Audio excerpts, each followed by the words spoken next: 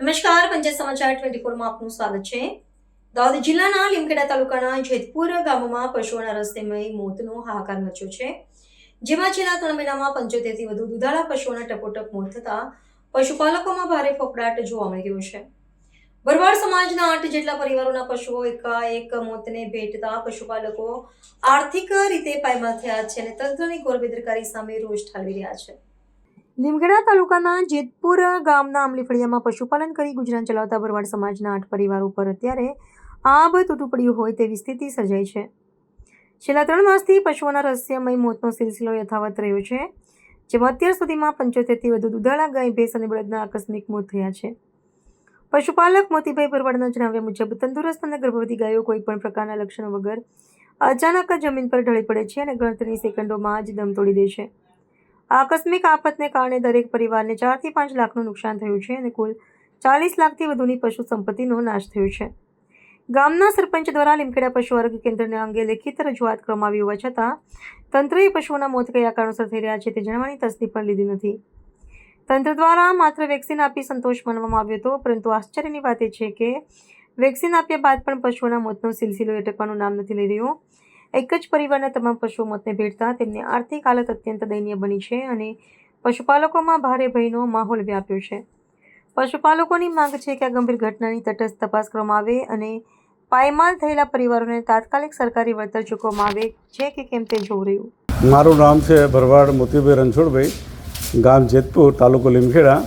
અમે જેતપુર ગામે આમલી ફળિયા મુકામે અમારા 8 કુટુંબ સાથે રહીએ અને મૂળ અમારો વ્યવસાય પશુપાલનનો છે। એમાં આ છેલ્લા 3 માસથી કોઈ કારણસર હવે એ અમને આમ ખરેખર નક્કર અમને કોઈ એને એ કઈ બીમારીથી મને પણ ખબર નથી પડતી, પણ અચાનક પશુ નીચે પડી અને તાત્કાલિક 2 સેકન્ડમાં મરણ પામે છે। એમાં અમારે દરેક કુટુંબને લગભગ 3-4 લાખ જેવું નુકસાન થવા પામે છે।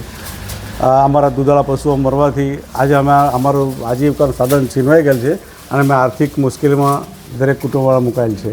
આ બાબતે અમે લીમખેડા પશુ આરોગ્ય વિભાગને લેખિતમાં સરપંચ મારફતે જાણ કરેલી અને એ દરમિયાન એમણે વેક્સિન એક વખત વેક્સિન કરાયેલું। ત્યાર પછી દરરોજ એક દિવસને આશરે અમારે લગભગ રોજ 2 ગાય ભેંસ મરણ પામે છે। આમ કરીને લગભગ અમારા 8 કુટુંબમાં થઈને 75 ઉપર ઢોર પશુ મરણ પામેલ છે।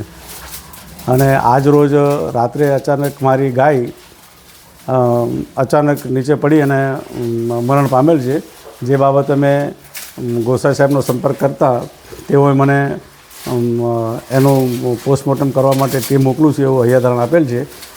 હવે ખરેખર પોસ્ટમોર્ટમ થયા પછી શું બીમારી છે એનો ખ્યાલ આવી શકે એમ છે।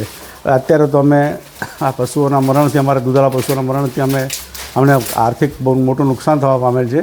એક અમારા કુટુંબને લગભગ આશરે ગણીએ તો 3 થી 4-5 લાખનું નુકસાન થવા પામેલ છે, જેથી અમે આજે ધંધા રોજગારમાં થોડા મુશ્કેલી મુકાયેલ છે।